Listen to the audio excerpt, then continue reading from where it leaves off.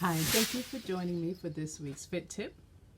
My name is Karen Roberts. I am a certified personal fitness trainer, motivational speaker, sports nutritionist, and a bodybuilder, competitive, as well as a co-host on Living Fit with James and Karen Roberts. So today is close to the 4th of July, and I would like to give you some fit tips for socializing or surviving a barbecue, basically, um, or any friendly get together for that matter. So, many of us struggle to keep our weight down, and it's especially tough during these times for many of us, especially under stay at home mandates. And we're having to work from home and having to follow all these new rules and guidelines, wearing a mask, wearing gloves, and so on and so forth. So we're really in some stressful times. Um, and although barbecues are fun, they can also be very stressful, especially if you're trying to keep your weight under control. However, no worries, because I'm going to give you 3 very easy tips that you can use to kind of keep yourself on the right track. Okay, so the first one is work out as early in the day as possible.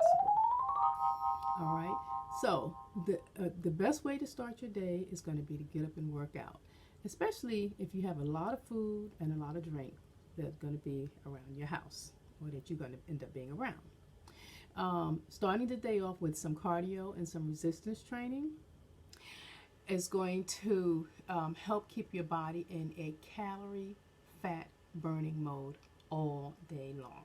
So you don't have to try to break any Olympic records. You just want to, you can do it at home or go to the gym. 30 minutes to an hour should be fine. You want to do some rigorous training, rigorous moves if you can. Anything that's going to get your heart rate up. So that's really how you want to start your day. Number 2 is going to be eat a hearty and healthy meal. And also drink plenty of water 1 to 3 hours prior to the event. Okay, so you want to eat a meal, whether it's breakfast or lunch, depending on the time that this event is going to start. But you want it to be hearty and nutrient dense, okay? Because this way it's going to decrease your feelings of being hungry throughout the day. Also, if you're cooking, you're going to be less likely to munch and taste a lot of the food as you go along. And then the other thing is that because you would be satisfied, you will make healthier food choices as the day goes on.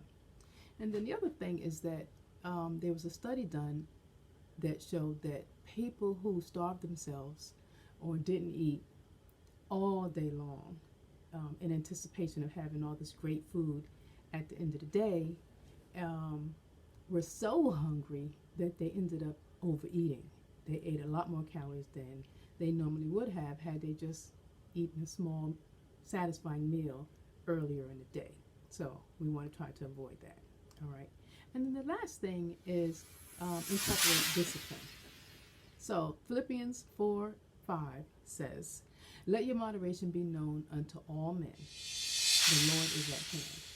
So God always gives us the opportunity to exercise temperance. So a barbecue is a great way to show how well we can discipline ourselves, especially when there's a lot of food and snacks available, even if they're healthy food and snacks. Of course, when you go to a barbecue, you want to eat, you want to enjoy yourself, you want to have fun. So I'm not saying that you shouldn't do that. All I'm saying is that you don't want to overdo it, and you don't want to end up stuffing yourself to the point where you're miserable. So just everything, in moderation is a good time to practice that at a barbecue. And also remember that a big part of engaging in a barbecue, yes, it's to get together and to enjoy the food and everything else, but it's also to enjoy the company that you're with, whether it's your family, because we're still, many of us are still practicing social distancing. We're not venturing too far. We are going out, but we're just not venturing too far off. So many of us are dealing with, close neighbors, close relatives, or just immediate family. And you can do other things as well. You can play board games. You can play cards, frisbee, badminton, etc., different things like that. And so not only are these things great stress relievers, but you'd be surprised at how many calories some friendly competition will burn. And so just keep those things in mind when you're enjoying your 4th of July. And the great thing about these 3 guidelines is that you can use them all year round. You can use them at any social event, and they will help you to kind of keep your weight in check as you go throughout the year.